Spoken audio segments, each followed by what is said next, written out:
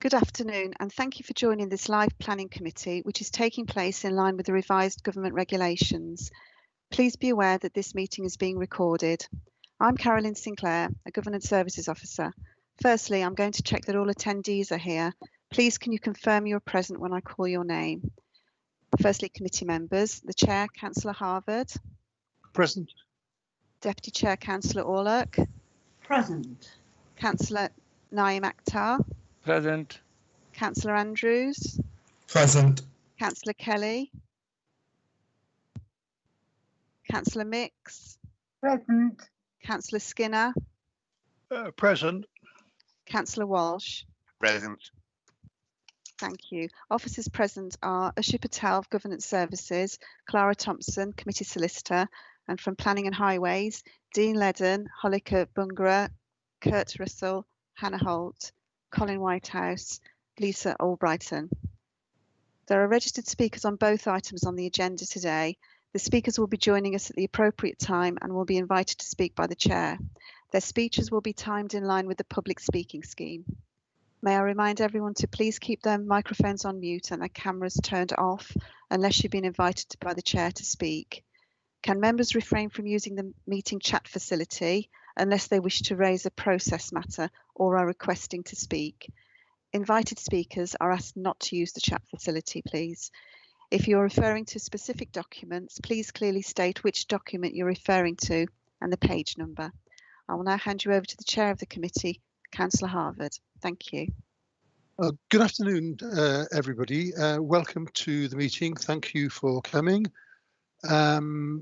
Again, can I remind everybody that the chat facility is only for members of the planning committee. It's not for anybody else, not even other members, just for the members of the planning committee. Also present is Councillor David Welsh, who is the member of the cabinet responsible for housing. This is within his area. He's not here as a member of the committee, so won't actually be getting involved in any of the decision making. It's important to say that because we are a quasi-judicial, non-political committee. Last thing I need to say, I suppose, can members make sure, and everybody else make sure, that they have the cameras off and the microphones off unless you are have been invited to speak. So we now then move to the agenda itself, and the first item is apologies. Usha? Thank you, Chair. Apologies from Pervez Akhtar, Councillor Bailey and Councillor Lloyd. Thank you. Thank you very much for that.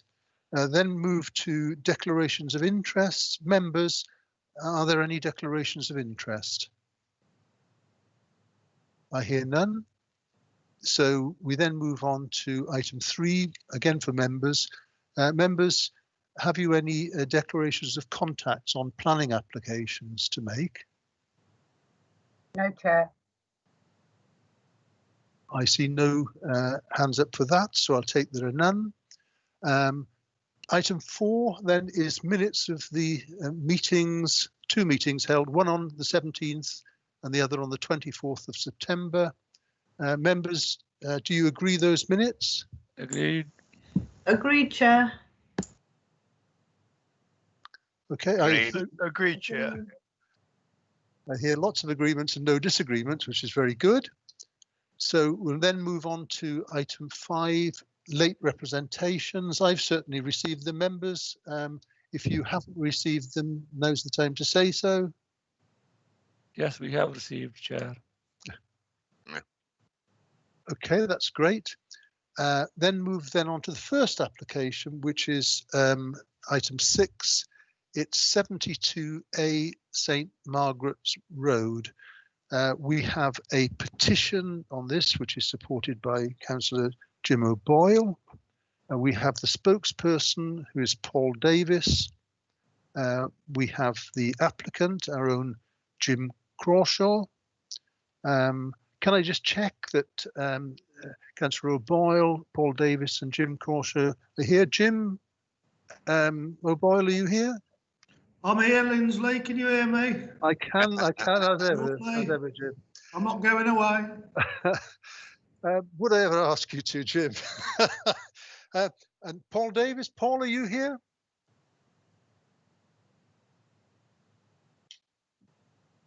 No Paul yet? Okay, we'll come back to that. And Jim Crawshaw, Jim, are you here? Yes, Chair, I'm here. Okay, so we're still waiting Excuse for me, Paul. Chair, this is Paul Davis. I'm here. Okay, that's great, Paul. Thank you very much. Okay, if you keep your cameras and mics off for a while until we call you, yes? And we'll call you one at a time. So we'll start off with our solicitor, Clara, who's going to read the petition. Clara. Thank you, Chair. Yeah, the petition has been sponsored by Councillor O'Boyle, as you mentioned. It has 164 signatures and it reads as follows. We, the undersigned, call on Coventry City Council Planning Committee to reject the application of a change of use of 72A St Margaret's Road from sui generis use purpose-built student accommodation to a sui generis use hostel.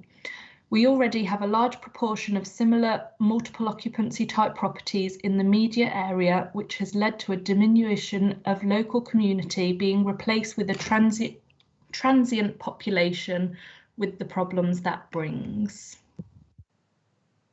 Okay, thank you very much for that, Clara. We now move to the planning officer. Dean, would you like to present the application? Yes, thank you, Chair. Okay, so the planning application is a change of use from purpose-built students' accommodation to a hostel for homeless people. The building gained planning permission for a students' accommodation in 2002. So the proposal now is to use it as a homeless hostel.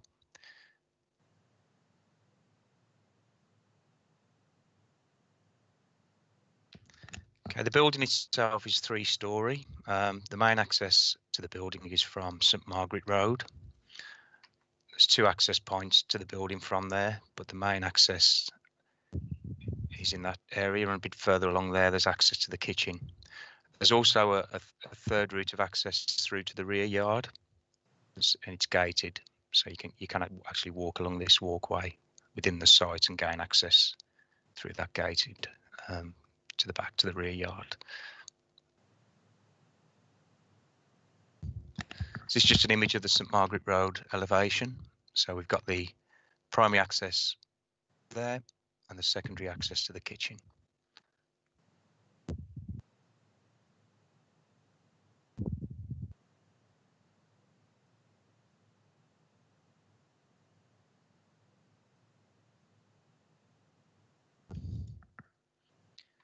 Okay, the block plan of the property. So it's on the junction of St Margaret Road and David Road. This just identifies the bin storage area, which is on the St Margaret Road elevation, just behind the main railings. There is garage access to the garage from David Road, and there's some bay windows. So the main windows on the elevation are there, but as I say, the access is on St Margaret Road. Just an image of the bin storage area. It is quite open, so at present you can actually view the bins. There is a condition proposed, Chair, which would look at housing these so that they're a bit more obscure, so they wouldn't be visible. It is dependent on space, but it's definitely something that should be explored.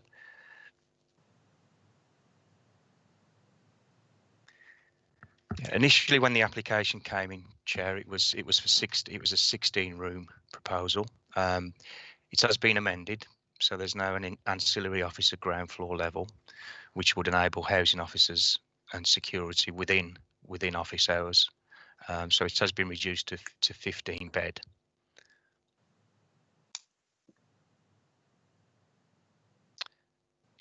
Image of the first floor and the second floor. All of the bedrooms would have ensuite facilities. The only shared aspect for each of these is a kitchen, shared kitchen diner area on each floor. Other than that, they are self-contained. Just a few images there. So you've got the rear access, which would be improved, so it would be more secure. There will be a slam shut gate facility proposed. So we've got the main, that's the main, well, the primary access to for pedestrian, for people to gain access to the building. And then on David Road, we've just got the garage. You can't actually gain access from that elevation. I did identify, I had a chat with housing, with licensing, just to look at the number of HMOs currently in the area and also the number of similar supported properties. So similar supported properties, the YMCA on 1 St Margaret Road, there's 15 self-contained units there. And then on 7 Ribble Road, there's a 2-bed shared house. So that is that's supported accommodation. HMOs, so there's actually on St Margaret Road, there are a minimum of 23. There are some that may still be in the system to be processed for licensing, but there's a minimum of 23, 8 of which are for five or more persons. Licensing did change recently, so the smaller HMOs have to go through into the system and have to go through the licensing process. And then on Monks Road, there's a minimum of 14 HMOs. 3 of those are for 5 persons or more. We've got 3 on David Road and 2 on Botany Road. That concludes the presentation, Chair. Thank you. Thank you very much for that, Dean. I nearly forgot to switch my mic back on. OK, we now go to Councillor Jim O'Boyle, who's going to be speaking on the petition. Jim, are you with us? I'm here, Lindsley. OK, we can only see your face. We can't see the top of your head. Perhaps that's intentional. But we've got you've got 5 minutes. So we'll have to stop you at that time. That's great, Jim. Thank you, Lindsley. Didn't really want to pick on this, but it is worth saying at the outset that there are far more houses in multiple occupation, whether they're licensed or not at this stage in the local area, a lot more than has been described there, and there's a lot more to be processed. You have to go around the area to see the to let signs around the area to know that there will be a lot more coming online very, very soon. And it has become an area like that, a transient area. And if I just make the point, page 14 of the report, on the first paragraph, impact on residential amenity, it says it's not considered that continued use of the building as flatted accommodation with a communal kitchen would harm the character of the area, which is noted as having an existing transient population with similar uses evident locally. Well, if you keep on giving permission to properties of this type to be turned into houses in multiple occupation, then it seems that that's no reason to just allow this type of development in the same area. Otherwise, it becomes by default an area of transitory nature. And that is what has happened by default. And to actually say, well, because it's like that already, that's a good reason as to why to do it now, I just think is unfair and it's not accurate. And I think we do need to consider how we take that forward in the future. That being said, as I said, there are a high number of HMOs in the area and hostels already. It was mentioned as YMCA for younger people between 16 and 24, 25 at the start of St Margaret's Road. There's a number of converted shops, student accommodation, of course, on St George's Road, just round the corner, not far from here, a converted pub, the Gosford pub, to name but one. Lots of types of accommodation has sprung up in this area over the years. So the issue that local residents have is, why is our area again being chosen for another use for a house in multiple occupation? Clearly it was student accommodation, there's no getting away from that. So I can understand the logic behind that.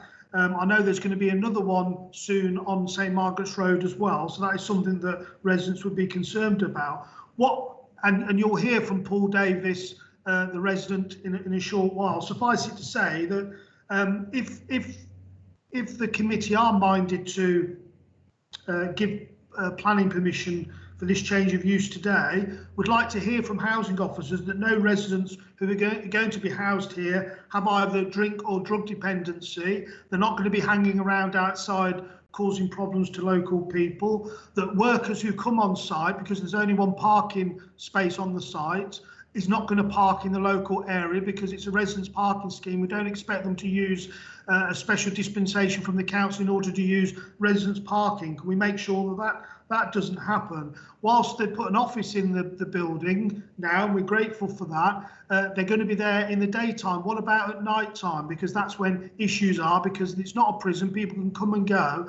And I think they need to give consideration for staff to be on site in the evenings as well. And as well as that, if you are going to give permission, we'd expect that regular meetings with local residents and updates as to the use and the management of the building is properly maintained, because that is really, really important for local people, because these houses are very close to each other. There's not room between one and another, so every little noise and knock you can hear in the local area. So look, you know, as I said, you'll hear from the residents themselves what their concerns are, because often testimony from people who've lived in the area for many years are the ones I would expect the committee to listen to and to take on board. They'll raise issues about antisocial behaviour, they'll raise issues about crime, etc. in the area. What I will say is listen carefully to them, consider what they say, consider the number of properties of similar type in the area, and let's try and get this place back to an area where families and family units can actually move in, rather than hostels and people who have no connection with the local area with each other. Thank you ever so much, Jim. Now move to Paul Davies. Paul, you've got 3 minutes. Are you with us, Paul? We can't hear you, Paul. Can you hear me now, please, Chair? We can, Paul. You've got 3 Thank you very minutes. much. I begin now. Thank you. This proposal would cause concentration of facility and overuse of function, with 2 homeless hostels and a psychiatric unit on one stretch of road in an area saturated with transients due to the proliferation of houses in multiple occupation. It would adversely affect residential amenity, quality of life and peace of mind based on these material planning considerations. Increase in unacceptable noise and disturbance, antisocial behaviour, crime and the fear of, reduced highway safety. The reasons are evidence-based from problems with the YMCA homeless hostel and several HMOs on the same road. Appendix 1. The locale is a settled community with many elderly and families who total some 500 years as site neighbours. The staff-free student residence supports national and local guidelines to liberate housing for social use, Appendix 2.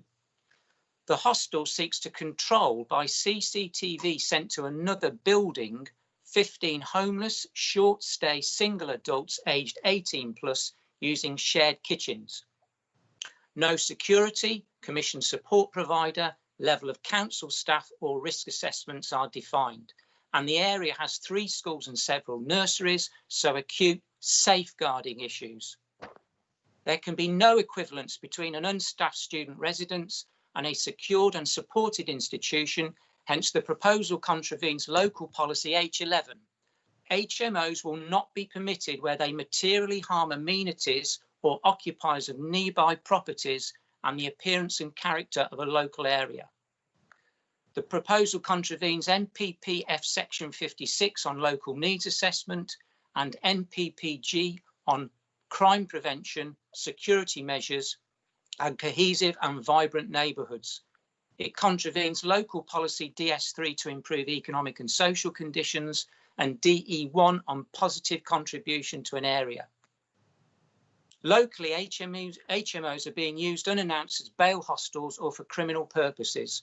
We are not NIMBYs, as our residents run a homeless shelter in the local church. So we know vulnerable people in rehabilitation must be distanced from exploitation. This proposal was rushed without residents' consultation. It is evasive, has poor due diligence, willfully fractures community cohesion, and will create a family-free zone by using inappropriate location for planning creep.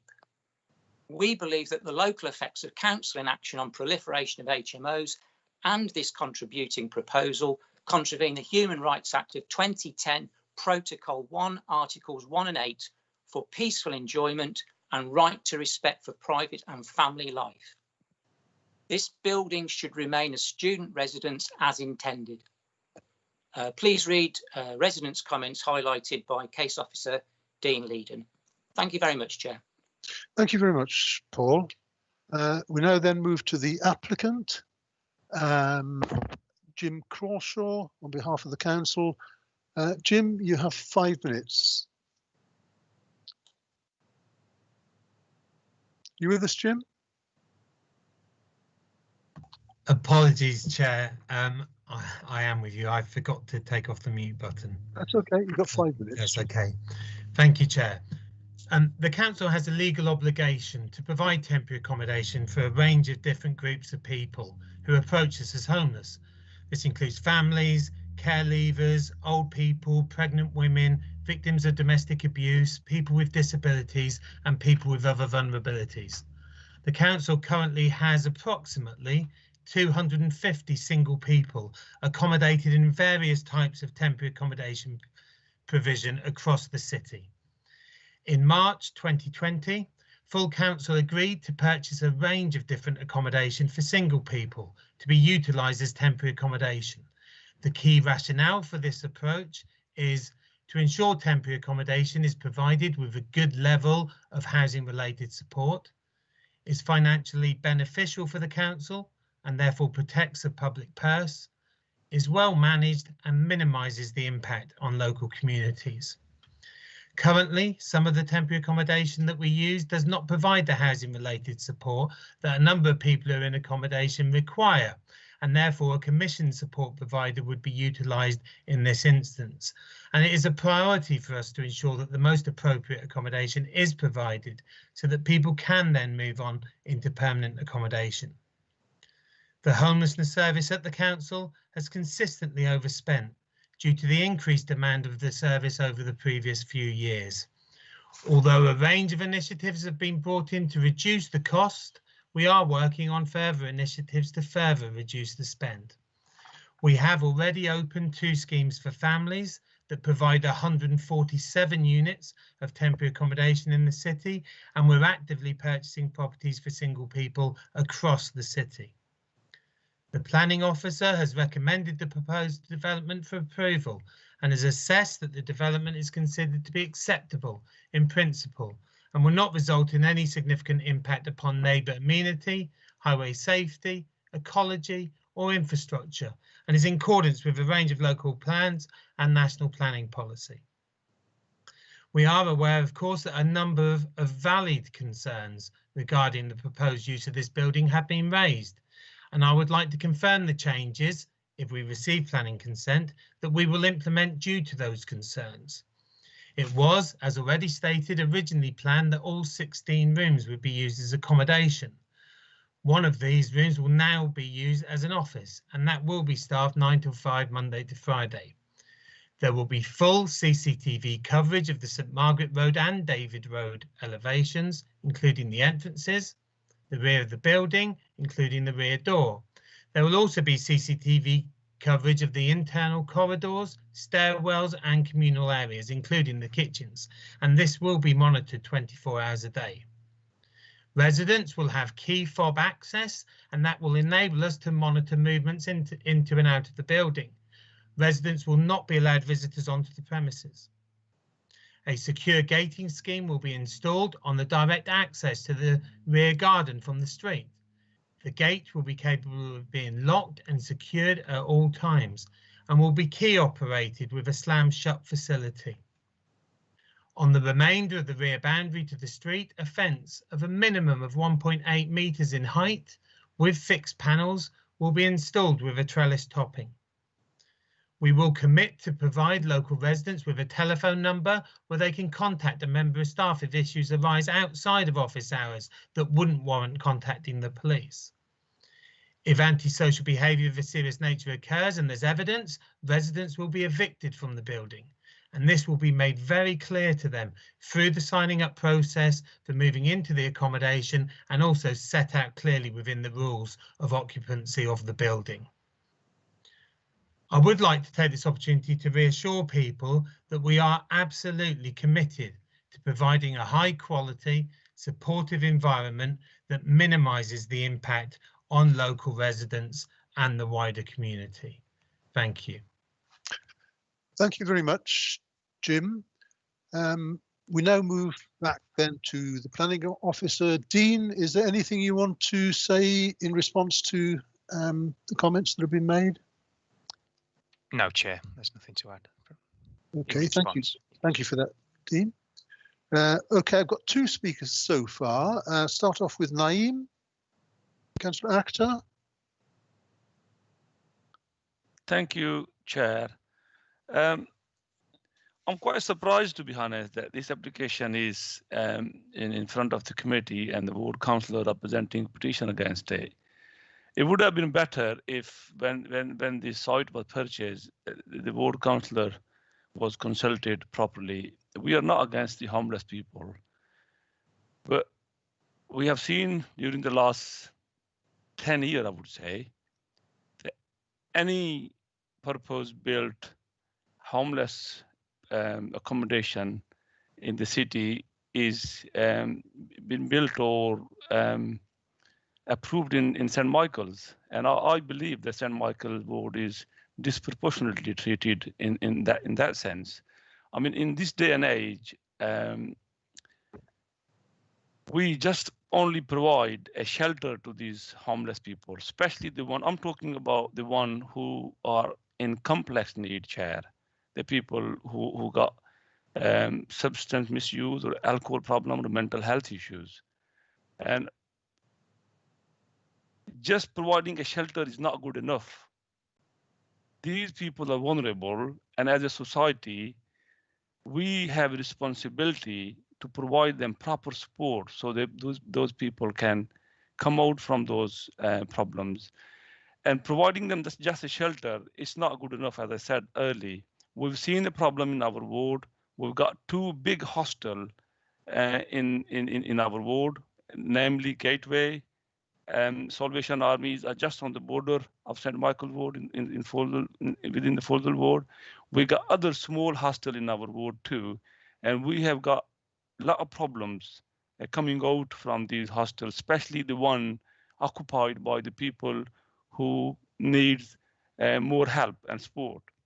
And I would like to know that what sort of residents will be accommodated here, and I can't see if we put the people who need more support in that area, and we will see the problem in the streets. Then we will see it in Hillfield. We can't be police there 24 hours to stop people coming out from the houses. Once they're out of their flat, we will see people outside the off license. We've seen people lying down on the street and all that. We are not against the homeless people, but the way these people are housed in an area which is already deprived, it's already got antisocial behavior activities in the areas, littering and fly tipping and all sorts of things. So I would like to know from the officer that what sort of single homeless people will be housed here. Thank you. Okay, thank you, Naeem. Dean?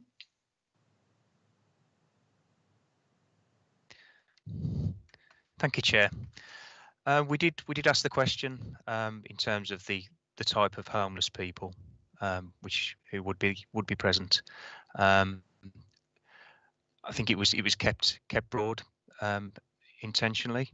That it was to allow people. It was people aged over 18 who were in need and would use some care from the local authority. Nothing else really to add on that, Chair. No further confirmation was received. Naeem, would you like to come back? In that case, Chair, it'd be very difficult for me to support this because I wouldn't see anyone with complex need housed in this area, because if we don't support them properly, there's no point putting these vulnerable people in an area where, for example, if somebody got drug or alcohol issue, you're putting them right, next to the drug dealers or the off license. And if we don't help them, support them properly, then it's difficult for me to support this, Chair. Thank you. Okay. Next person I've got down is David. Justice Skinner. Yes, thank you, Chair. I agree in many ways with what Councillor Akhtar said. At page 10, the second paragraph on page 10 says that although there will be council officers during normal office hours, etc., no offices within the building, Mr. Kershaw has given quite considerable detail.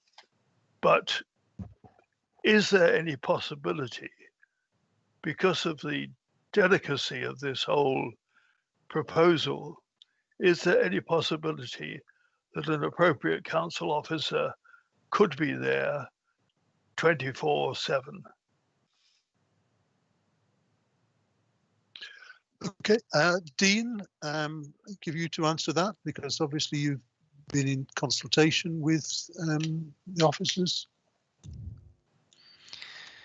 Yes, thank you, Chair. I mean, initially, as I said, it was going to be an office based elsewhere, and it was going to be managed at arm's length. The office was introduced, but that does just cover the normal daily hours. I think it would be something potentially for the applicant to comment on, in terms of, is that something that they could realistically provide? We do feel that the current measures that are proposed are suitable, hence my recommendation for approval, Chair.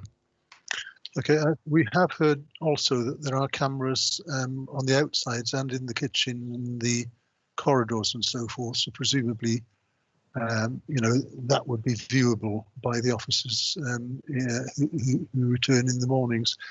David, do you want to come back? Chair, thank you. I'm still unhappy. I realise that to have a 24/7 would be extremely expensive. I also realise that, as has been said, we all have the greatest sympathy for homeless people. But as Councillor O'Boyle said at the start, this does present problems for local area, especially given how many HIMOs are already there. I have, on the one hand, the greatest sympathy for people who are homeless. Any of us could be in trouble. On the other hand, I do have considerable doubts about how I will vote on this. It's a very difficult one for all of us. Thank you. Okay, thank you for that, David. Alan. Thanks, Chair. Well, Councillor Skinner is right. It is a very difficult one, and I just want to try and delve into a bit more detail, Chair, if I may, on the concerns of residents in relation to crime and the fear of crime and antisocial behaviour. And just to try and understand, it says in the report, I think it's page 3, under consultation, no objections subject to conditions from West Midlands Police. But when you go to the conditions, it's not explicitly clear to me which of the conditions satisfy the police's concerns. I presume it's linked to CCTV and security personnel, but I'd be grateful if the officer could confirm it, Chair. Dean? Yes, thank you, Chair. Yes, that condition was introduced to control and make sure that security measures proposed were suitable, and the level of CCTV cover did cover internal and external areas. The condition was introduced, we met the tests, and that's why, yeah, confirm that's why that's there, Chair. Thank you, Dean. Alan, would you like to come back? If I may, Chair, thank you. It's only it's probably quite a pedantic point, but presumably I don't really know how this works. The police monitor that cameras, or is it council officers who monitor it? And how quickly can that information be shared? I know from one or two instances, and I think we've all had examples where we've tried to get CCTV footage and it's proven to be very difficult to get in the age of GDPR. So what assurances can we get that that CCTV coverage is shared rapidly with the police to combat any, I suspect, inevitable instances of antisocial behaviour that almost certainly will occur at this property? Dean? Yes, thank you, Chair. Yeah, I mean, quite right. There is 24/7 monitoring from the CCTV. Residents will be able to have a contact number if there are any issues that arise. Also, the monitoring does allow a quick response from housing officers and security. I'm not sure, to be honest, how quick the police and the interaction would occur, whether the applicant could shed some light on that. Okay, thanks, Chair. Thank you very much. I've got Catherine to speak, but I've suddenly seen Naeem put his hand up again. Naeem, is that on the same point? Yes, please, Chair, if I may. Okay. To be honest, 24/7 presence doesn't make, it's not going to help at all, because we've seen in Salvation Army, we've got 24/7 presence at the gateways. Once the occupant leave the premises, they are free to go wherever they go. You can't go after them unless, you know, there is the 4 or 5 of them sitting somewhere drinking, and then our security people may go after them and bring them back. But to be honest, 24/7 will not help at all once the people leave the premises and go out and do their business, especially the one who are in multiple needs. Thank you, Chair. Okay, we'll take that as a comment. Catherine. Thank you, Chair. I kind of echo Councillor Actor's words on this development. They're very familiar with the area, as I am actually.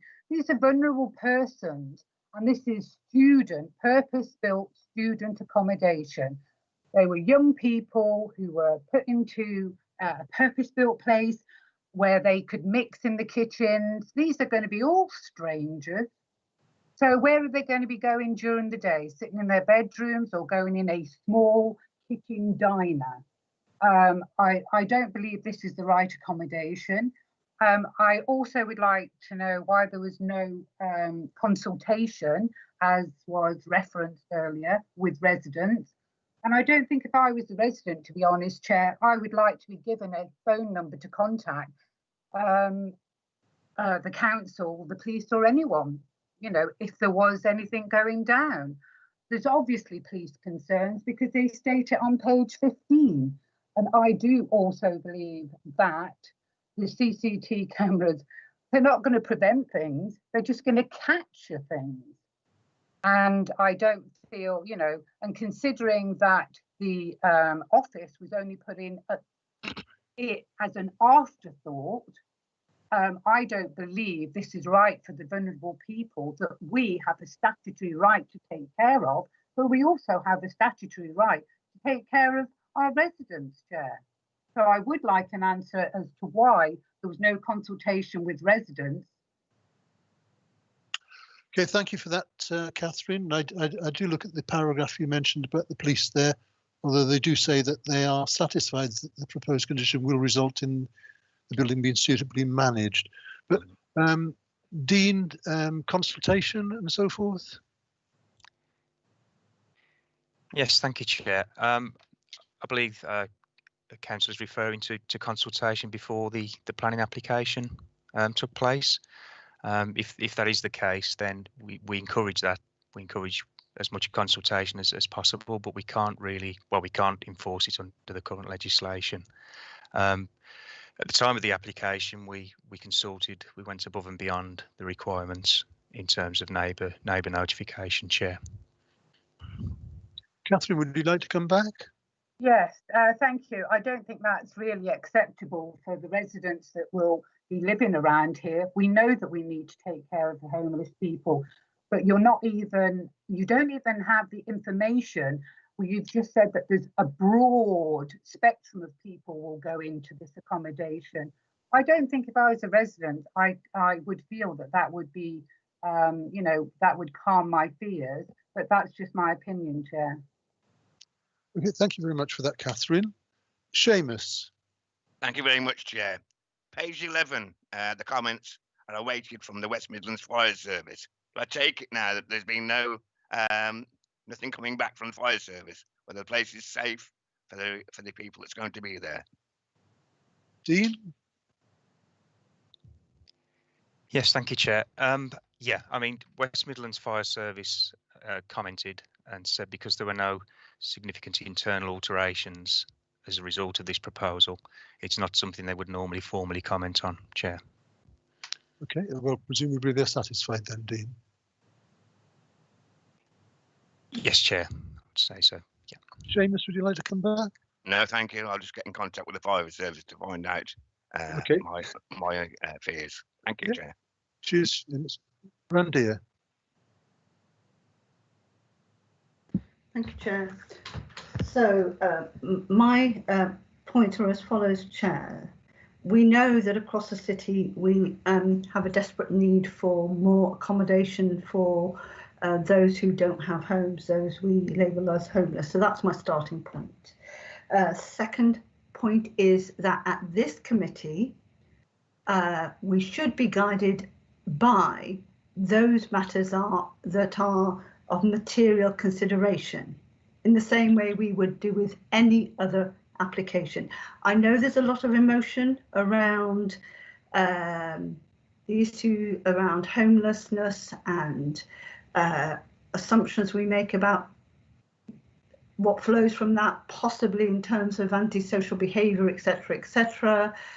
We have acknowledged that wherever we situate a hostel like this, there will be in the local neighbourhoods concerns about what that impact that will have. So I do not feel that those considerations would only apply because of where this particular hostel is located, that we would have the same responses wherever this was geographically based, in which case my question would be, and it's a rhetorical question, then we're always going to have neighbours who are anxious about a facility like this. We're always going to have things in our mind about what impact this will have in the neighbourhood.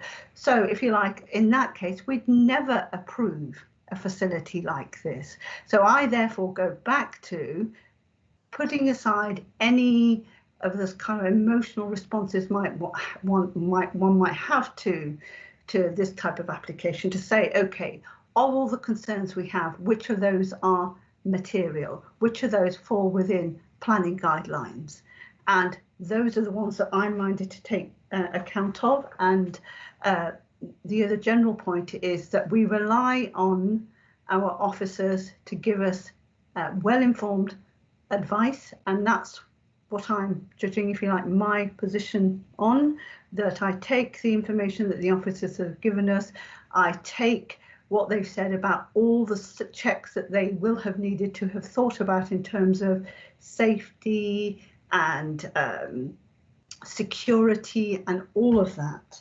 And I come back to that we have a desperate need to provide homes for people in our communities who have nowhere else to go. And if you like, that's my start point, that's my end point, Chair. Thank you. Okay, thank you very much for that, Randy, and I do agree with the points you make.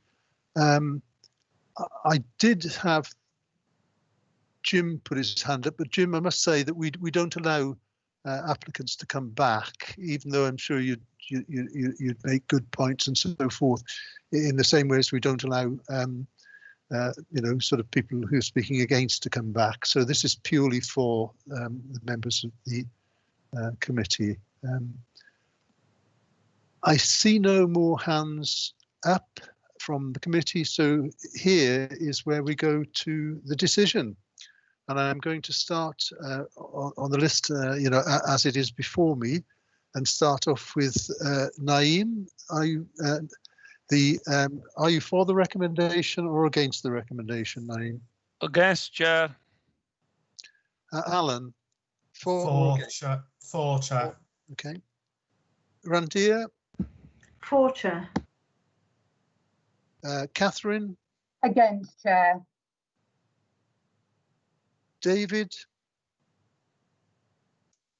Reluctantly against, Chair. Seamus?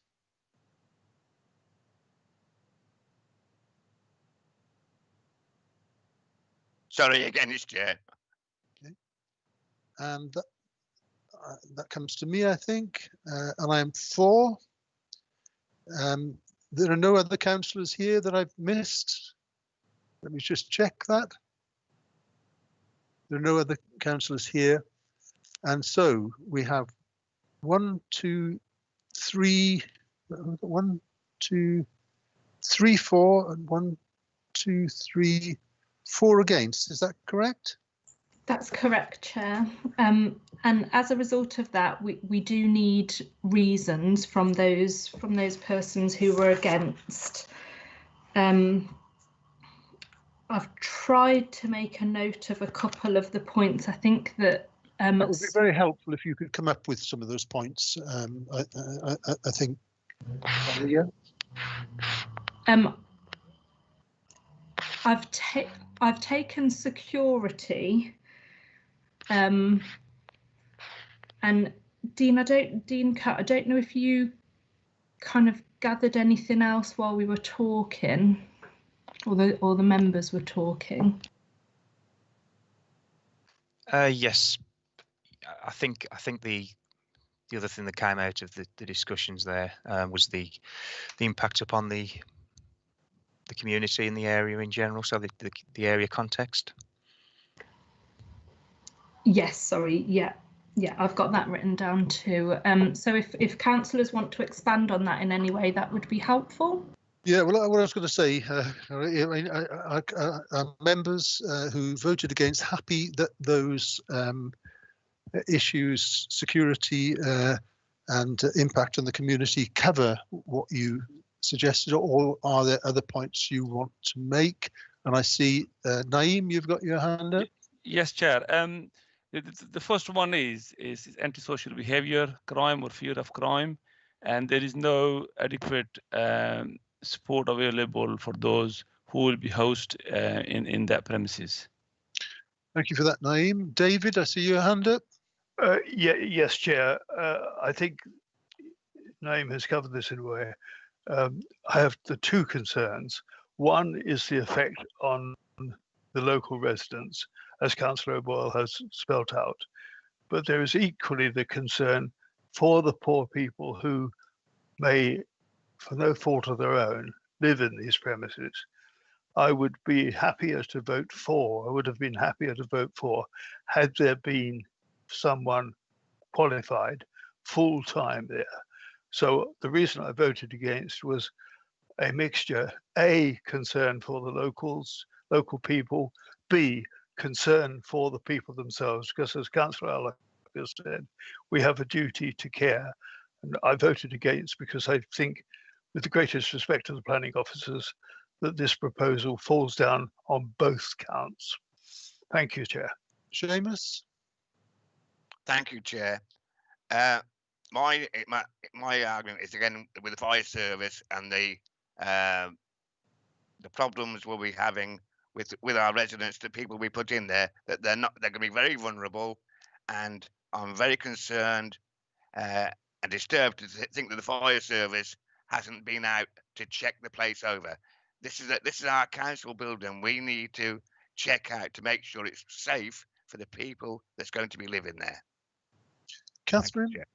Yes, no, I agree. Mine is concerned about so many HIMOs in the area, and also I'm concerned because we do have to look after our vulnerable people, not just saying they're homeless and put them in such a tiny building like that and leaving them to their own means. So I do care about them being in there like that. Randir, I mean, you voted for Randir, so are you coming up with reasons against? It's more a point of procedure, just to clarify. Given that the application has been rejected, is this application eligible to go for appeal? So I'm asking a process question is in the same way that other applications can go to appeal. This one is treated in a similar way? Yes, obviously there is an applicant, and that applicant can appeal, obviously. I mean, I will be coming back to Clara in a moment. She will comment on that, but I mean, that I think is fairly clear. Is that what you wanted to ask? Is that it? That was it. It was just as a sort of point of procedure, Chair. Thank you. Okay. Back to Clara then. Clara, are you happy that you've got all of those reasons? Yes, I'm happy. It's more important that officers are happy, but I'm sure that they've got them all too. I'm sure Dean will let me know or let you know if he needs anything else. Okay, Dean, you happy you come to you can put all those in a single document to state why members were against? Yes, Chair. I think we've got enough there to be going on in terms of the reasons for refusal. Okay. Right. That's that. Unusually, I do see a letter from a hand from a cabinet member going up here. It's very unusual for me to say this, but I think we ought to allow David to say something about it, because David, you are both the councillor for the area and you are responsible for housing. So is there something you want to say generally on this? Obviously, you can't affect the decision, and this is not to do with making a decision. No, I didn't come in before the decision was made, because obviously I can't influence the planning committee in terms of their decision. I am disappointed by the decision. I am a ward councillor, and I will say, I mean, I've been a councillor in St Michael's ward for 10 years, and I'm very, very well aware of the issues that the residents raise, and that they are right to raise them and be concerned. So, obviously the committee have listened to what the residents have said. I don't know if the scheme is, if the officers have fully got across what we're trying to do and what I'm trying to do around housing and homelessness. The idea, the centre of what we're trying to do is support. And I'm not going to go over what the scheme offers in terms of one-to-one support and everything, but that's certainly what we're trying to do. I think, just one thing I want people to think about, homelessness is changing in our city. Yes, there are people with complex needs, but actually now, particularly with what we're going through at the moment, we're finding people that find themselves homeless for a whole host of other reasons. Jim Crawshaw raised some of them. People fleeing domestic violence, people that are losing their jobs and not being able to keep their homes. We need to be in a position where we can provide housing for everybody. The point of this scheme, and unfortunately Jim Crawshaw can come back to tell people as the applicant, is to have people with the lowest needs. The point of this was that they move on to permanent forms of accommodation from this accommodation. So, I am disappointed for that reason. I know that the Charterhouse area is welcoming of people in need. I've worked with residents for years in that area, so I do understand why they're concerned. The other thing I'd say is that what we've used up until very, very recently for housing single homeless people has been the Aldersley Hotel. We've got people out of there at the moment. We don't have anybody in the Aldersley Hotel, and that's what we're trying to escape.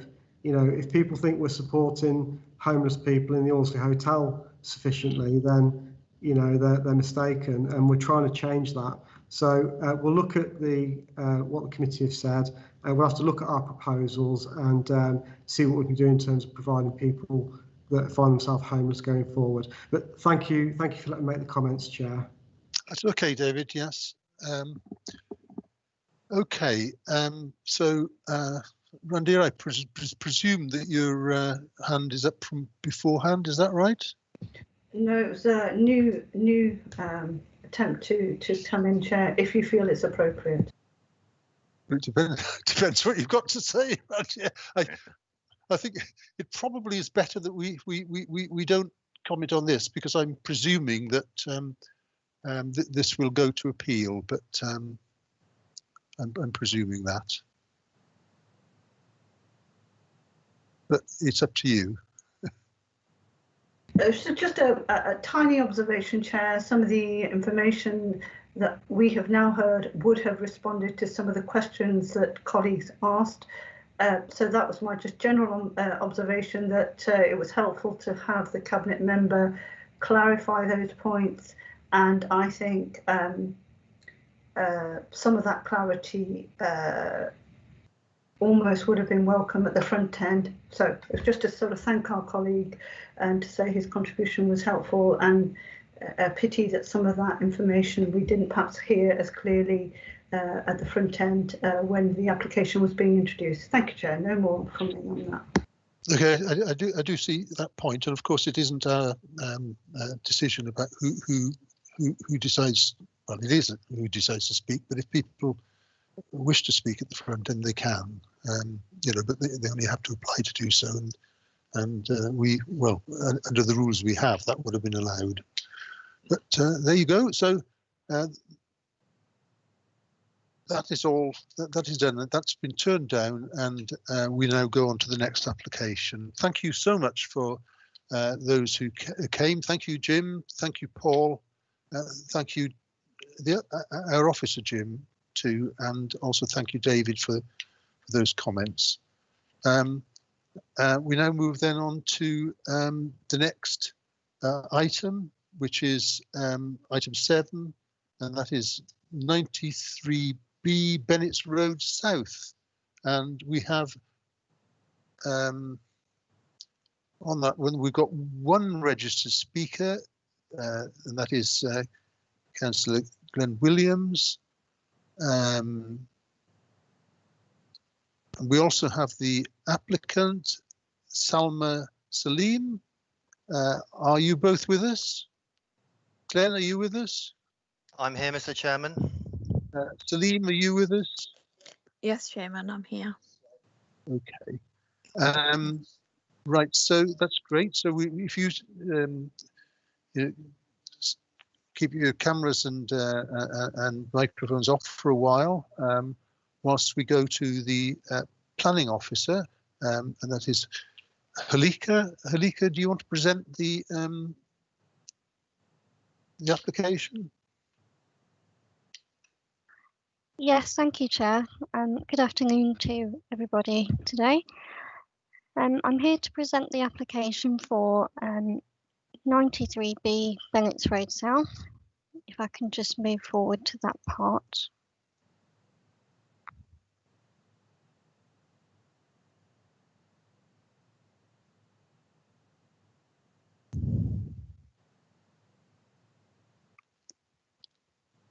Just before I go into the presentation, I need to mention that we have received a comment since the late representation document was completed.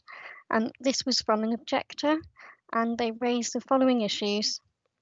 They're asking if the raising of the roof is to accommodate bedrooms in future or a commercial use. They mention fire safety. They mention impact on water pressure, overshadowing from the depth of the rear extension, and stability of foundations to support the proposals. So this application is for the erection of a part single and part 2-storey rear extension, a 2-storey front extension, a part single. There's no presentation on my screen. I'm not sure what's there for others. Okay. I can see it. Okay, Chair. Oh. I can see it as well, Chair. Oh well. Yes, I can see it, Chair. Is there anyone that can't see it? It's me. I can't. Sorry, see it. Chair. I'm not sure what the problem is, Chair. Sorry. Don't worry too much about it, because I've got it in front of me and I've seen it anyway. I've seen the presentation anyway, so I'll just listen. Don't let me hold things up. Okay, thank you.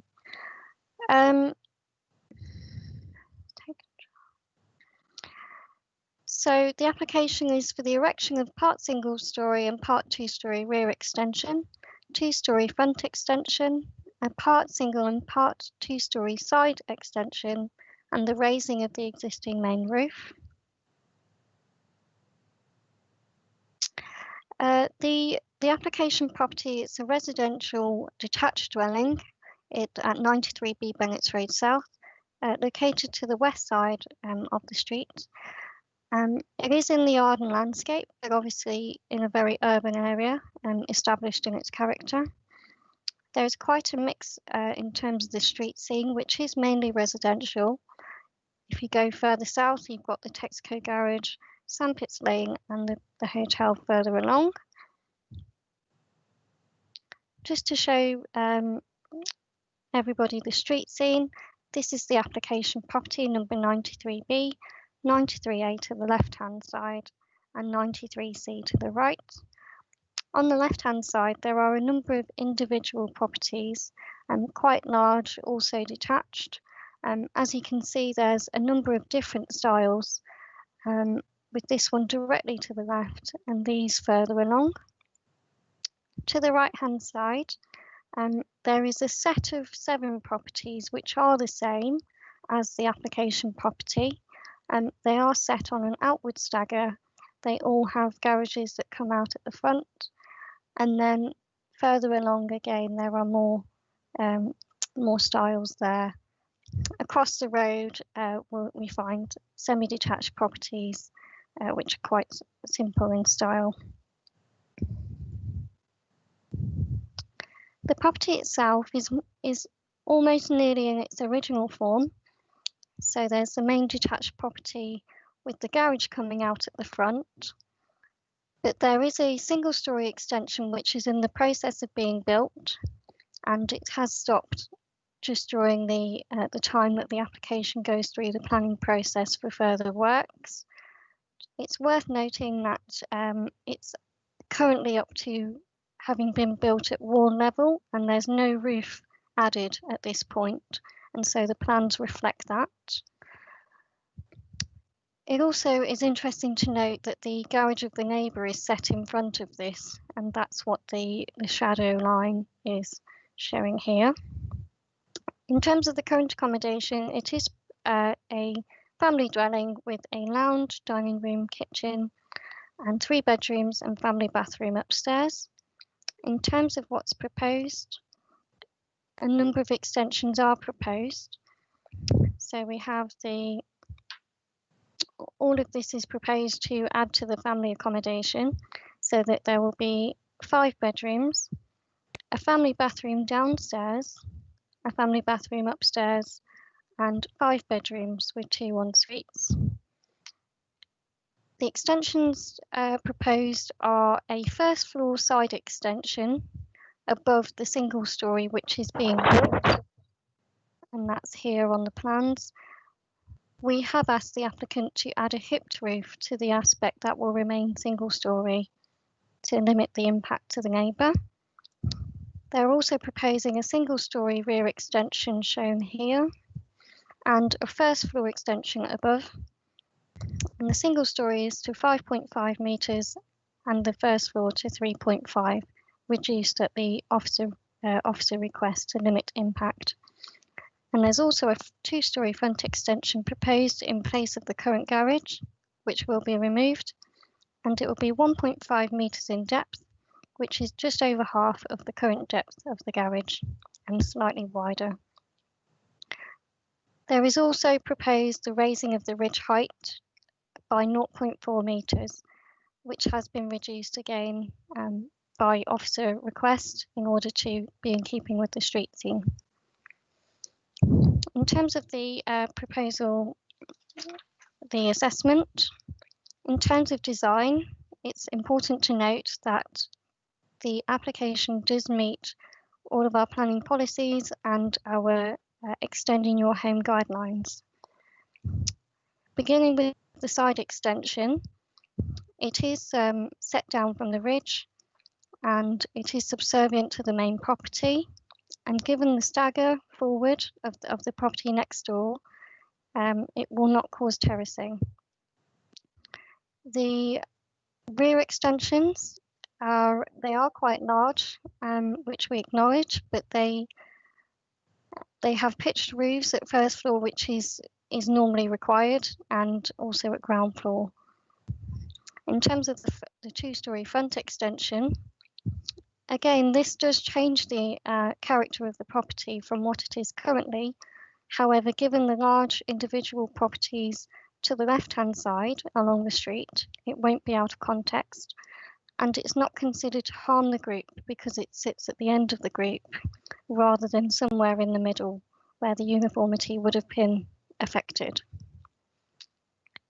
Last of all, the ridge height is considered to have been increased so that it's no higher than the neighbour, again as requested by the officer, so that it will be in keeping with the street scene. It's also no higher than the neighbour to the left-hand side, which is much higher than this one here. In terms of the neighbour impact, we have, of course, assessed this. It's a very important part of this application.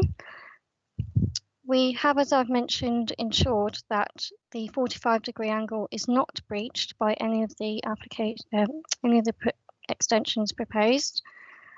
So beginning with the first floor side extension, this has been brought back by 0.2 metres so that it won't breach the 45-degree angle to this neighbour at their ground floor window. I would like to note that while the single-storey element does breach, it is being built by permitted development rules and cannot be controlled. I'd like to also confirm that I have measured this on site, and so they could continue to build this standalone to the heights that they have and more. So moving on to the rear, the single-storey rear does not breach the 45 to the neighbour's extension at ground floor, and the first floor extension has been brought back by ½ metre, so it won't breach to the neighbour's first floor window either. And it's quite clear to see that the two-storey will not breach at the front. The last point to make is that there's no direct overlooking that's considered to occur. There are mainly windows proposed at the front and the rear, which face either the road or the applicant's own garden.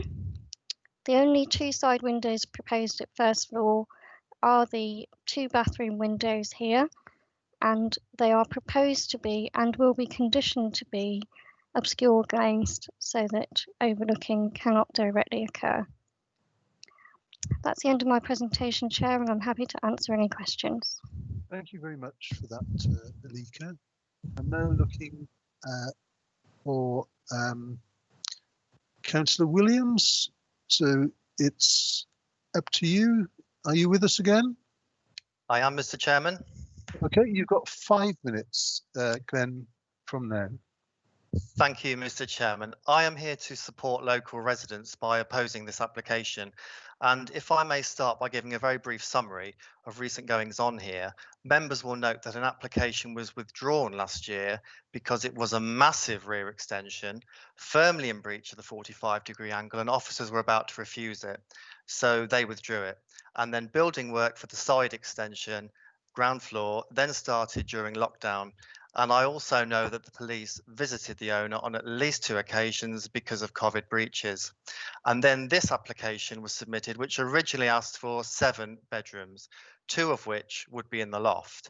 And this was going to be refused unless alterations were made to the application, which includes getting rid of those bedrooms in the loft. And yet they still want to raise the roof. Ask yourselves why. It says for storage, but nobody raises their roof for storage. That doesn't make any sense. And the application is asking for 4 bathrooms, 2 of which are family bathrooms. So ask yourselves why? What's really going on here? Because Severn Trent have confirmed that it will require neighbours to pay in excess of £300 per property to maintain the water pressure here because of the number of bathrooms. And you'll hear more about that in the neighbour statement, which will be read out shortly. But why should the neighbours have to pay? This is not a commercial property, or is it? Think about it.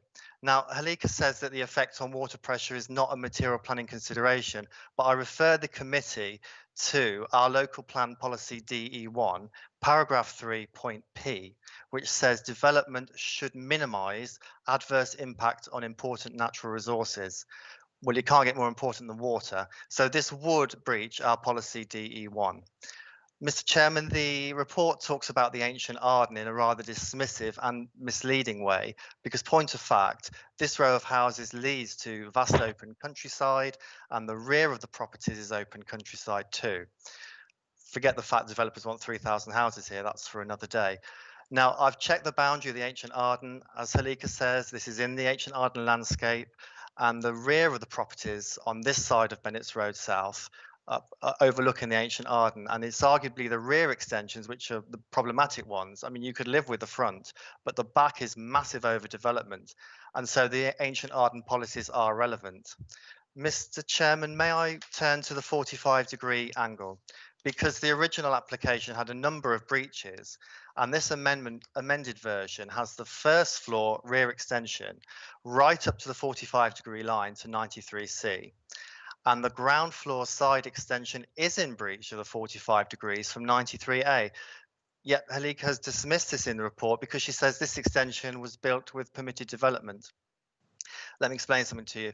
This side extension wasn't built 20 years ago, but as you heard from Halika, it's still in the process of being built. It was constructed during lockdown and still hasn't got a roof on it yet. The ground floor side extension is integral to the application because you could not have the first floor side extension without the ground floor extension unless you were going to build it on stilts. So that's very misleading and not in the spirit of permitted development. So I believe we must take the 45-degree into account. Mr. Chairman, we also need to consider policy H5. Now, Halika has been very selective in which paragraphs of the policy she has used in the report.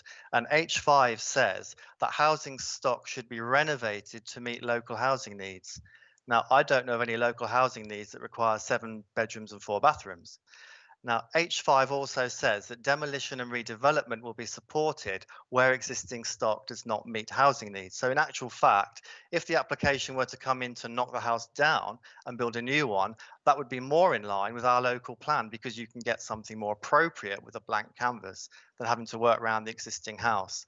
And H5 also says that work should look to improve energy efficiency of existing homes. So how does this application improve energy efficiency? It certainly can't if the water pressure requires increasing. I'd like to mention in passing, Mr. Chairman, that planning enforcement are already investigating this property for being used as a business, primarily selling cars on the driveway, and we have all the number plates written down. Now, why would you buy a 3-bedroom house and then 1 year later try to make it a 7-bedroom? Doesn't make sense. You just buy a 7-bedroom house. So you've got to question what is really going on here. Mr. Chairman, this application is in breach of our policies DE1, H5, the 45-degree rule, and the ancient Arden. It needs to be refused, and I urge your committee to so do. Thank you, Mr. Chairman. Thanks, Glenn, for that. Now move then on to a statement to be read out on behalf of a near neighbour. Usha, you're going to read that out in 3 minutes? Thank you, Chair. Good afternoon to you. I would like to comment on the above application request, if I may. One thing concerns me, and that is with the amount of bathrooms requested within the plan. Having spoken to Severn Trent Water, they inform me that this normal dwelling house will have to have either their own water system and a water meter. However, I am concerned that 4 bathrooms is more than many much larger properties which only have 2, as on the Tamworth Road. As the next door neighbour, I have been told that my water supply would be affected along with other neighbours, so I would have to pay for Severn Trent Water to change my pipes so as the pressure could then serve my shower, etc. At present, my shower works perfectly. This would be at a cost of several £100s, which I think would be unfair on myself or neighbours, as it would not be our doing. I therefore hope that Planning Committee will give this their consideration on the day. This is a normal 3-bedroom dwelling house which is requesting for an extensive build, possibly to house more people. Is this why 4 bathrooms have been entered into the plan? My only objection and concern is to the amount of water usage with 4 bathrooms. As in the modern day world, conservation is most important, and water being a priority, most dwelling houses have 2 bathrooms, which is the norm. Unless this house is to become a business and the need for bathrooms is important, this must be established first and foremost and subsequently be registered as a business. Thank you. Thank you very much for that, Tusha. We now go to the applicant. Salma, you have 5 minutes. Hi, Mr. Chair.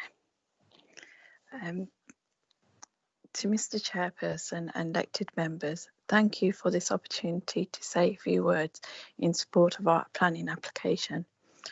I am Miss Salim, and along with my husband and 4 children, we live at 93B Bennett's Road South. We purchased the property last year in August 2019, having looked around the area for some time. We chose the property because we thought that it had the potential to provide enough accommodation for the whole family. Having 4 children between the age of 7, 14, it is necessary to have a 5-bedroom house, 1 each for the children, 1 for myself and my husband. We contacted a local agent to discuss our requirements. He explained most of the guidelines and we had plans drawn up. These plans were then submitted to the council for approval. The planning officer visited the property and explained her concerns, and we had the plans altered to meet fully with your guidelines. And these are the plans you have before you today. The plans now show a proposal that would fulfill our family requirements for the next 10 years, and we have tried to respect the neighbour's property and stay within the council guidelines. We would ask that you grant this planning application. Thank you again. Okay, thank you very much for that, Salma. We now move then back to the planning officer to comment on the points that have been made. Halika? Thank you, Chair. I'd just like to make clarification on a couple of points raised. The first one is the application referred to as being withdrawn last year. This was for a prior approval application for a 6-metre single-storey rear extension. The council did consider that this would be harmful and hence said that we would need to refuse unless it would be withdrawn. Hence, it was withdrawn at the time. And the second thing, just to really clarify, is that we are considering a residential application for extensions here and not a commercial use, and that can be investigated separately if needs be. Thank you, Chair. Thank you, Halika. Now go then to members, and the first person I've got is David. Thank you, Chair. My question turns really on what the planning officer has just said. This is a massive expansion.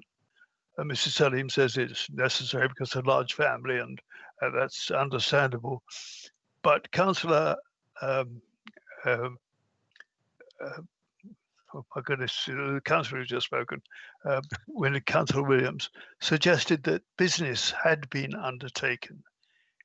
Has business been undertaken of any kind whatsoever? Yes or no? Is there any proposal for business of any kind whatsoever? Yes or no?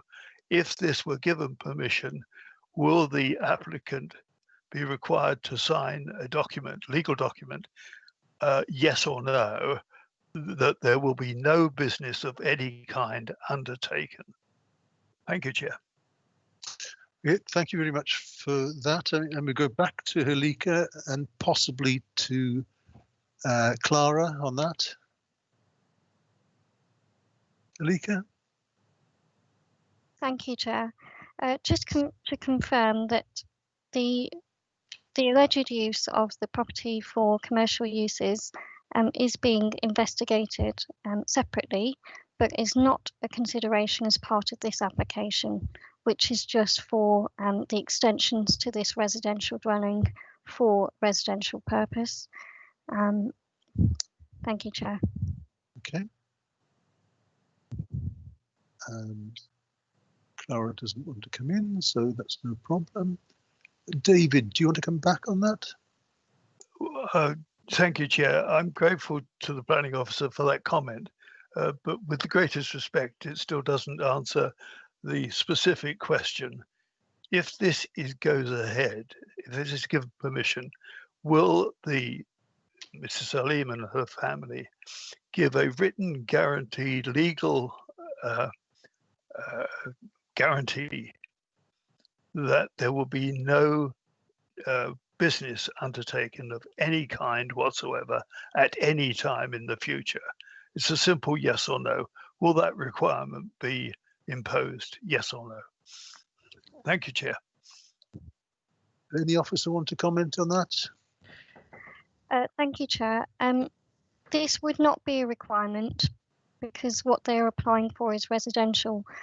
If a change of use was to occur or was proposed to occur at any point in future, this would require separate permissions and would be considered at that time. Thank you. Okay, David, do you want to come back? I thank the officer for that comment. Thank you. Okay, cheers now. Naeem. Thank you, Chair. A couple of questions. The first one is to the highways. If we approved a new 5-6 bedroom house, it does require, I think, a couple of car parking spaces, maybe more than that. And I would like to know that how many car can park on this house. The second one is about the car sale being mentioned, and I think there is the bylaws or laws there that you can only sell 2 cars on public highway in 1 calendar year. If you do more than that, that is illegal, I think, and then our own team street enforcement team can investigate that or take action. But I would like to know the parking, Chair, that because it's a quite big extension, so how many cars can be parked there? Thank you. Colin, I think. Is Colin with us? Yes, through you, Chair. Just obviously unmuting and put my camera on. So yeah, through you, Chair. Clearly, planning policy and our guidance requires a maximum of 2 parking spaces for dwellings of 3 bedrooms or more. So although it's going from an existing, I believe it's a 3-bedroom house to the 7-bedroom, it meets all parking policy. But in terms of size, there is room off street to park the required policy requirement for 2 parking spaces, Chair. Okay. Halika, do you want to make any comment on generally on this? I don't think so. No, thank you, Chair. Okay. Naeem, do you want to come back at all? No, not really. Thanks, Chair. Okay. Alan. Thank you, Chair. Thanks very much. Chair, I've got 3 areas that I could do with some clarity on from officers, if that's all right. And perhaps I'll mention all 3 would do supplementaries after each point. The first one is clarity on this comment made about the permitted development issue and the single extension, and Councillor Williams referred to it, would need to be built on stilts and something. So clarity around that would be helpful. The second point is the water pressure issue. Seems to me to be fundamentally unfair for neighbours to have to pay the cost for water pressure because of an extension undertaken by a next door neighbour. So I just need some clarity around Severn Trent's stance on this. And the third issue is this 45-degree rule. And you'll remember, Chair, that I've voted against things for breaching the 45-degree rule in the past, so I'd like to be consistent, at least, if nothing else. So some clarity on that as well would be helpful. But the first thing, Chair, for the officer, if possible, is the permitted development query. Thanks, Chair. Thank you, Chair. On the point of the permitted development rules, as I've explained, they are in process of building the single-storey side extension under what the permitted development rights allow them to build. So that means having it at up to 3 metres at eaves height and up to 4 metres at full roof height. So as a standalone extension, they could continue to build and finish the extension that they have begun, and it would cause such impact. So what we've asked for here I think what I'm trying to say is that because it is already built up to wall level, that impact has occurred, but it's under what they're allowed to do, essentially. And so what we've tried to do is just to, at our request, minimise the impact of the roof yet to be built. It is correct to say that it would be together, it would technically not be permitted development as built together. However, the impact has occurred and they are allowed to build what they have built so far. So I hope that answers that point from a pragmatic point of view as well. The Severn Trent and water pressure, this is obviously not a material consideration to the planning application. So obviously I've not been required to look any further into that, or probably not the best person to really answer that. I appreciate it's a concern. It's not material, so we won't consider it. That's fine. Thank you. And the 45 degrees you wanted? Please. Yes, I think this probably ties into the first point, really. Technically, it does breach the 45-degree angle, but what they have built is within the National Permitted Development Rules, which doesn't specifically take into account the 45-degree angle. So, as I say, they could build a roof higher than what we've asked them for here, under the usual Permitted Development Rules. Thank you. Alan, do you want to come back on that? I don't know. I don't think so, Chair. I think it's provided some clarity, but it is a really confusing subject area. I hope it's not just me that's bamboozled by it, but I can't get my head around this sort of lax attitude we seem to have to this 45-degree rule. And I've said it in other applications, either it's there for a purpose or it's not. And I can't get my head around the discrepancy, but I don't think it's an issue of interpretation from the officer. I suspect it's something more fundamental. So thank you, Chair. Okay. Catherine.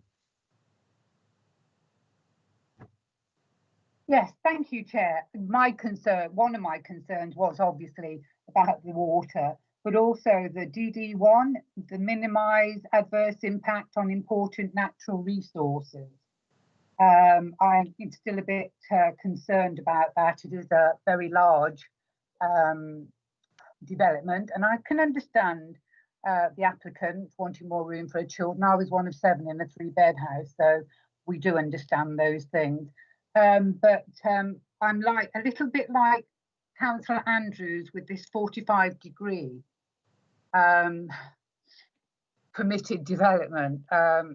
We get it brought in so often, and I understand where we're coming from with it, but it's still a confusing issue, Chair, if you understand. Okay, do I take that those as comments, Catherine, or do you want any answers on those? I think it was just the DE1. Are we covering everything in this direction? Thank you. Okay, Helika, do you want to answer that? Thank you, Chair. Again, I'd just like to remind everyone that we have taken the 45-degree rule very seriously here. There were 2 aspects of the proposals that did not meet this rule as originally proposed, and that was the first floor side extension, and that was brought in by 0.2 metres by our request, even though it was only slightly over, but we didn't want it to breach at all.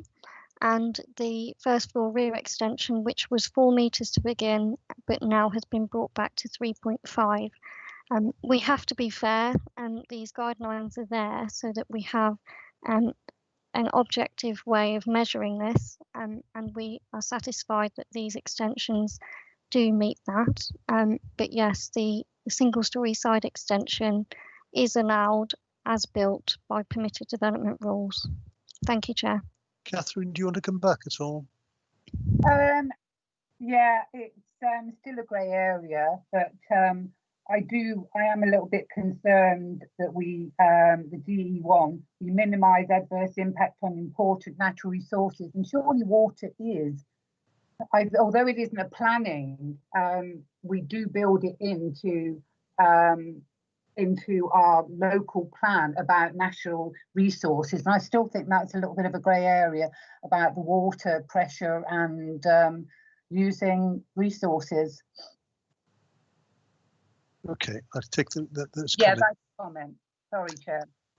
I did at one time see Randir's hand go up, but then it went down again. Randir, I'm assuming it's down again? Or no, it's gone back up again.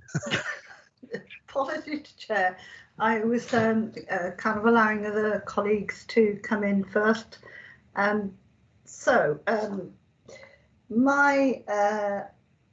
if you like, it's less of a comment and more of an observation, which is that on the matter of any conditions that we might attach to this application, I am again, perhaps you could correct me if my assumption is on the right tracks, that it could only be anything that we would require of a similar application, as in terms of being fair and consistent.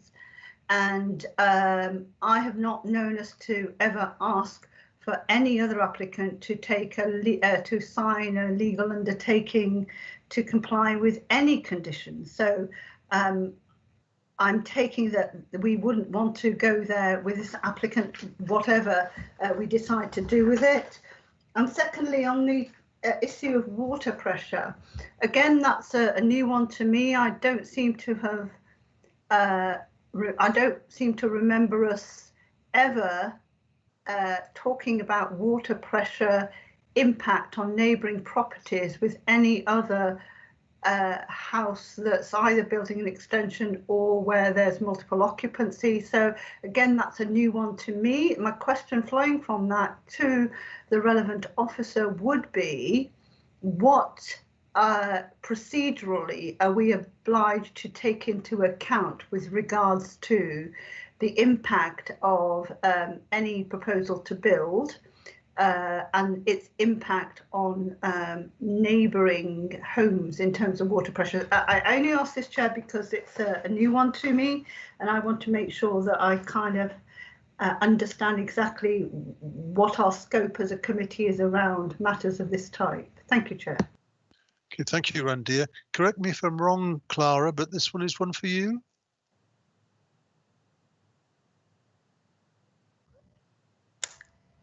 Thanks, Chair. I'm just currently discussing this with officers behind the scenes. Okay.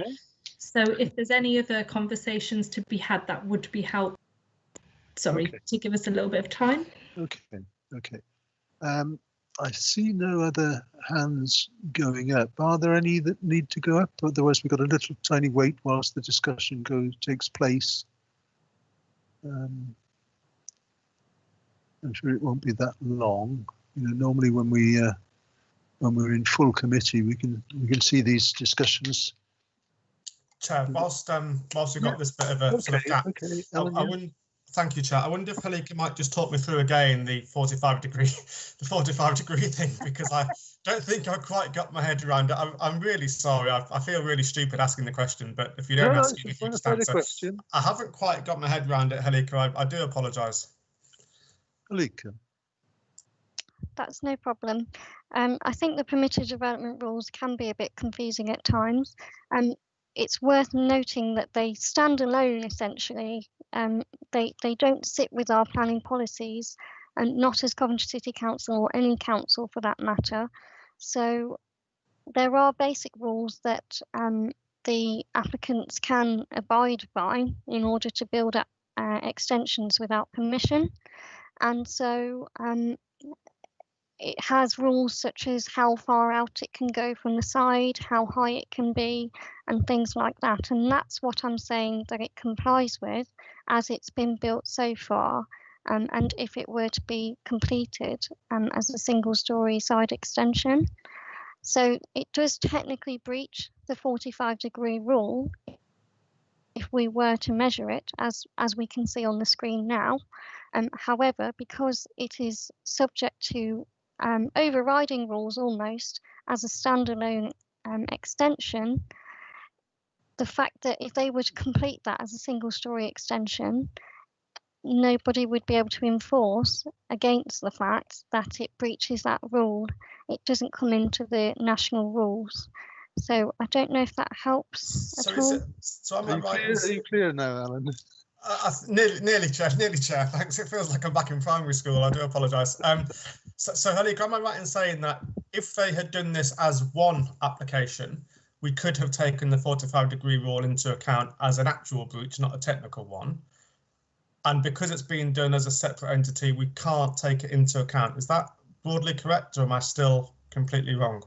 Halika. Yeah, essentially, I think the fact that it has been built, we have to take into account that it's already there in a substantial manner. It's not finished. Oh, right. OK, so the roof not on it doesn't mean. OK. Yeah. OK. So, and that's what we're saying, that the harm has occurred, but they're well within their rights to have already built what they have in accordance with the rules that exist. So it has been a bit of a tricky one, but So at what point do we define a building to be completely built then? Not when the roof's on it, obviously. When it's got 4 walls, 3 walls, a brick. How do we define that a building is complete? I think that is a grey area as well. It is built up to wall level, so it is substantially complete. So I think we're being quite pragmatic here, more than anything else. All right, thank you, Chair. Thanks for indulging me. Cheers, no. Kurt, you wanted to say something on this? Thank you, Chair. I was just going to chip in with what Halika was just saying then, just in terms of what Councillor Andrews was asking, because in terms of the building being complete, there's case law on this, but we would generally view a building that was watertight as being complete. So they may not have finished the internal aspects of the building, but as long as it was substantially complete externally and basically watertight, we would class that as being a complete building. And just in terms of the this issue about the 45-degree line and permitted development, to make it really simple, if something is permitted development and is within the rules that are set nationally, the 45-degree line doesn't apply. The 45-degree line is a Coventry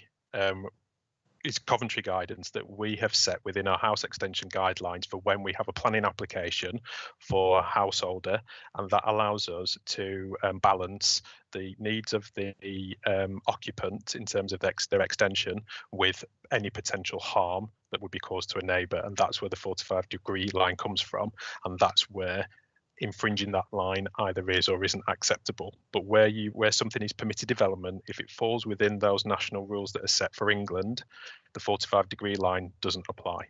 I don't know if that helps at all. Well, can I ask one question on that then, Kurt? You said the building is complete when it's watertight. Well, clearly, Halika has said this is partially complete, but quite substantially complete, but it isn't clearly watertight because it's got their own. Yeah. So does the 45-degree permitted development still not count there? No, as long as what is being built within the permitted development rules, the 45-degree line wouldn't apply. Okay, that's clear to me in a way. Is it now clear to you, Alan? Chair, yeah, that was a very helpful explanation. Thank you, Kurt. Yeah, that's great. Okay, that's good. Clara, you want to come in on that now? Or come back on? Yes, sorry about that, Chair. So in terms of the water supply issue, it isn't a material consideration, but of course, members are entitled to consider the local plan. Having spoken with officers, the consensus that DE1 doesn't. The part mentioned of DE1, and sorry, I can't remember the exact wording, but that doesn't necessarily deal with this point, and especially not because this point isn't a material consideration. So, for example, a house could have 10 toilets, built into it, and that wouldn't require planning permission, and therefore. That's what, as a result of that, it's not a material consideration. We can't consider the water supply issue. Okay. It also occurs to me, I suppose, that no matter how many bathrooms, I mean, people, or showers, for example, people are only going to have one shower, and they could, if there was one bathroom, have shower after shower after shower after shower, like they have to do in my house. but there you are. Catherine.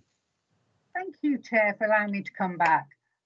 Yes, that's much better explanations. I think we finally do understand the 45 degree angle.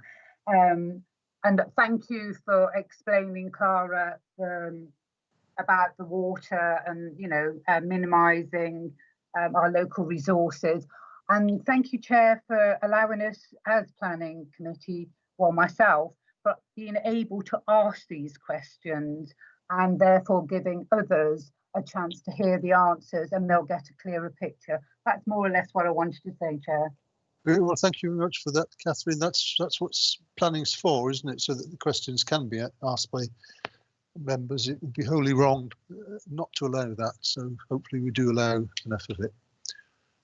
Right, on that point, I'm looking to see if there are any other questions, and there aren't any other questions that I can see.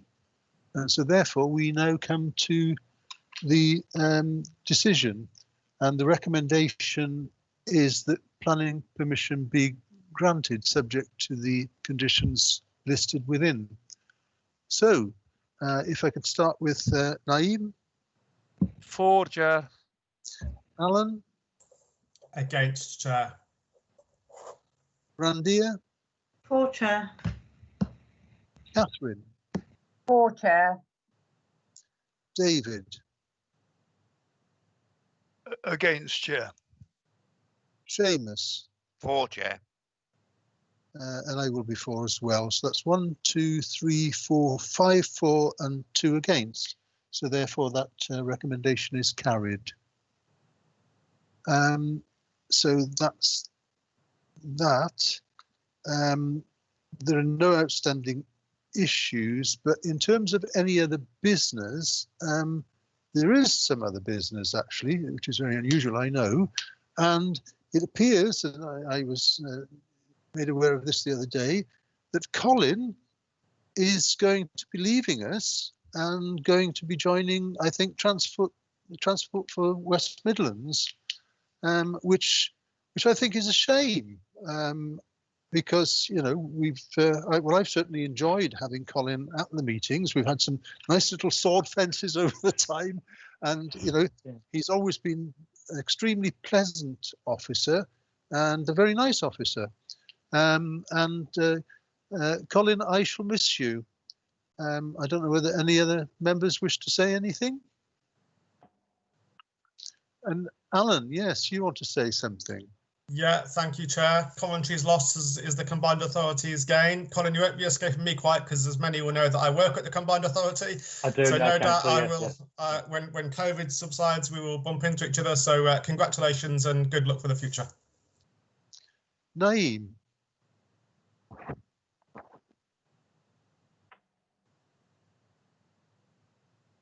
Naeem? Sorry, Chair, I was muted. Okay. Yes, I mean, I'm disappointed to hear that Colin is leaving, because he's been very supportive, and Colin is a very good officer. I have quite few conversations regarding some casework in my ward as well, and I found him very professional and knowledgeable, and good luck to him. Absolutely. Thank you so much, Randia. Thank you, Chair, and to join you and other members of the committee to thank you, Colin, for your outstanding professionalism and patience, and for bearing with us, particularly when we persist in demanding clarity on things that I'm sure you've made perfectly clear. So thank you very much for everything you've done in terms of servicing and supporting the committee and us as members of that committee. Thank you, Chair. David. I echo the words of others, Chair. I wish Colin every success in his future. I'm sorry he's going, but I'm sure wherever he goes, he'll do a jolly good job. Thank you. Catherine.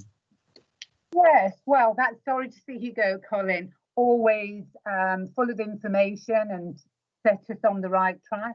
And I'm just grateful that if we don't understand something, we had officers like you for pure clarity. So we wish you luck. And we always did our best to wind him up a little bit too, didn't we? I think. you did, and say through you, Chair. Thank you all. It's been a pleasure working for Coventry, and has been a very welcome experience even working with you guys through committee. And yes, we've had our little debates, Councillor Harvard, but at the end of the day, you're here to hear what my professional opinion is, and I'm glad to hear you think I am very professional. I did try to be, and yeah, I welcome all your comments as well, and I'll take on board what you've said. But obviously, we're here to to give you the advice that you need to make your informed decisions. And thank you again for all your support. And I will, undoubtedly you may see me again, because obviously I'm working for Transport West Midlands, so I'm not too far away, and I'm working on developments that impact on the KRN. So I still may have input and involvement in some of the aspects within Coventry. So I'm not completely leaving everybody on. So thank you again, and for the kind words, most appreciated. Thank you. Yeah, do keep in touch, Colin. We will clearly miss you. There's no doubt about that. Thank you. Okay, so with that then, I think that meeting is closed. So thank you so much for that, and good luck again, Colin. Yeah.